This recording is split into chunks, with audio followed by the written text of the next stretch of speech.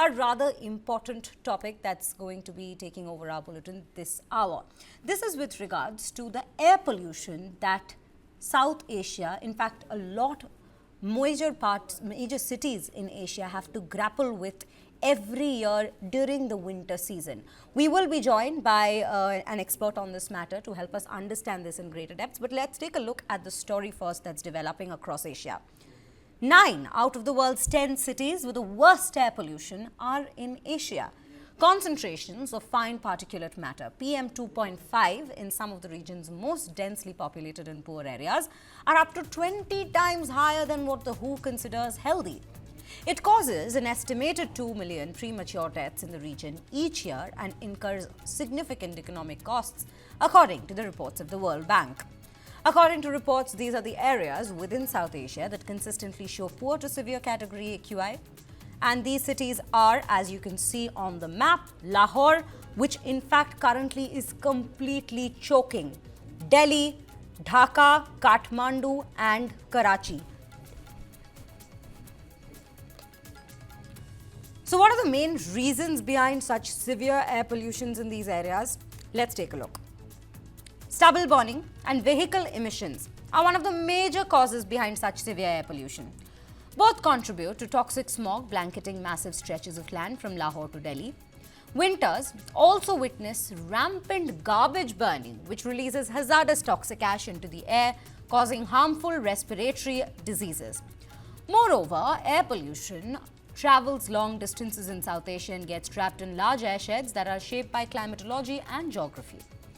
Now, if we specifically are to speak about Delhi, the AQI has dipped to the severe category, breaching the 400 mark as per the Commission for Air Quality Management regulation. This has called for the implementation of stringent measures within the GRAP 3, that is the Graded Response Action Plan.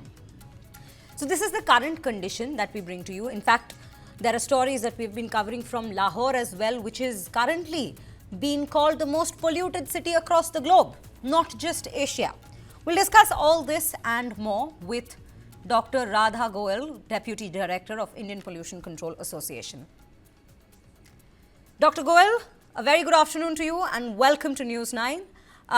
Very firstly, what we see in the current times, every year, this is the situation across mostly South Asia, but then there are also other cities in Asia, some of the major cities in Asia, which face this severe air pollution.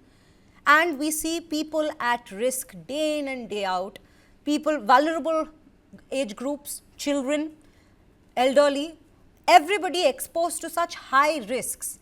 Take us through the main reasons behind it and what is not being done. What is the missing angle here, which all the governments across these cities seem to be not being able to implement on the ground to prevent this from happening? Yeah, good afternoon, Shreya. So we all are facing this situation of air pollution every year. This is the annual phenomena in the winters as soon as we entered into the winters. But we all have to understand the basic reason behind it. We are talking about South Asia right now.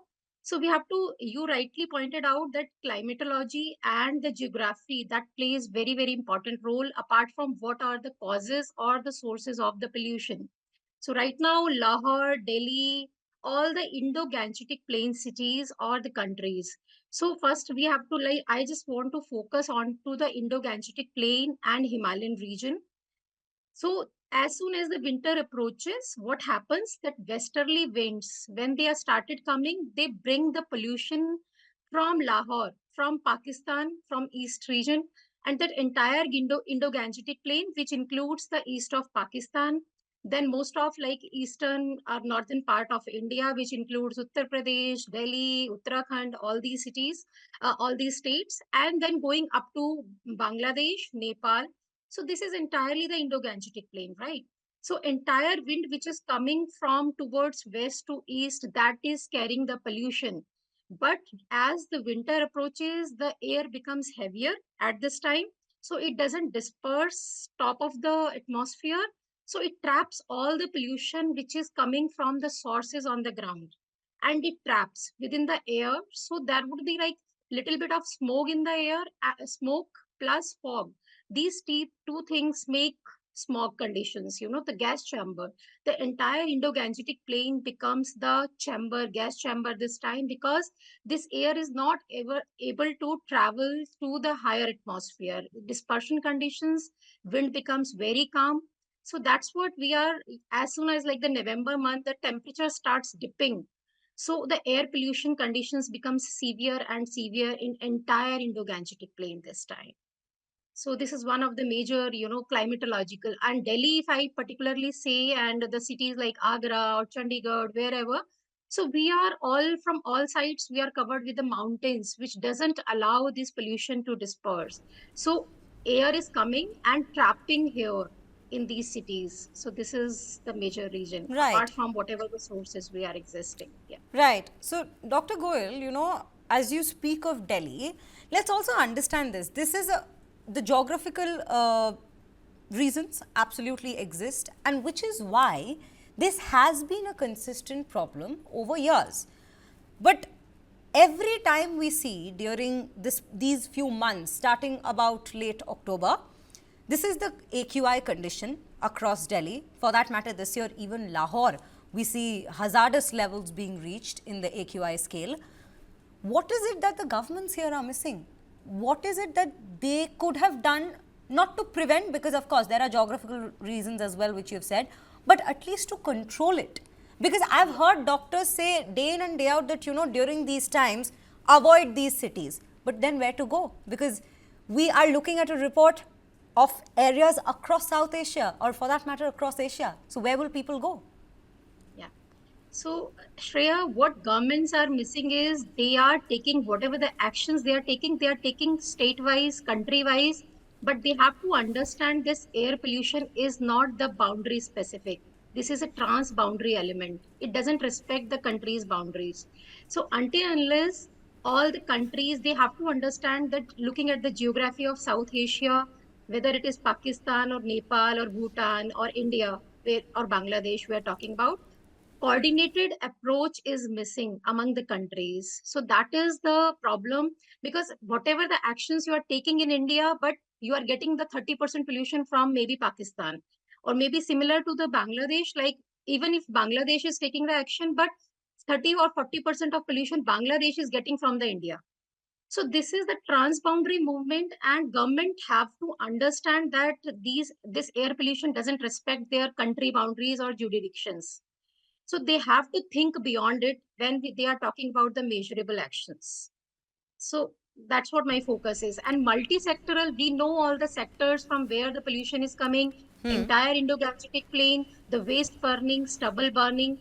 If you look at the even the vehicular pollution, I must talk about this also, because the thing is, in past 20 years, if you look at the number of vehicles in Pakistan or India, there is almost four folds increase in the number of vehicles, right, in these countries. So almost 30% contribution which is coming from the vehicles.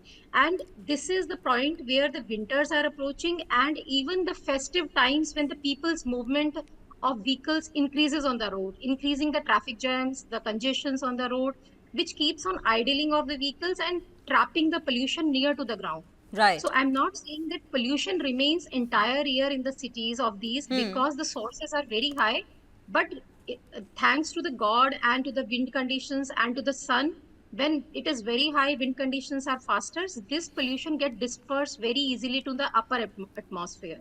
So we are Absolutely. not able to feel that. But as soon as the winters approach, this remains trapped to the ground, and we are getting this 500 or 600 AQIs, or it is a hazardous level. So that is the major problem.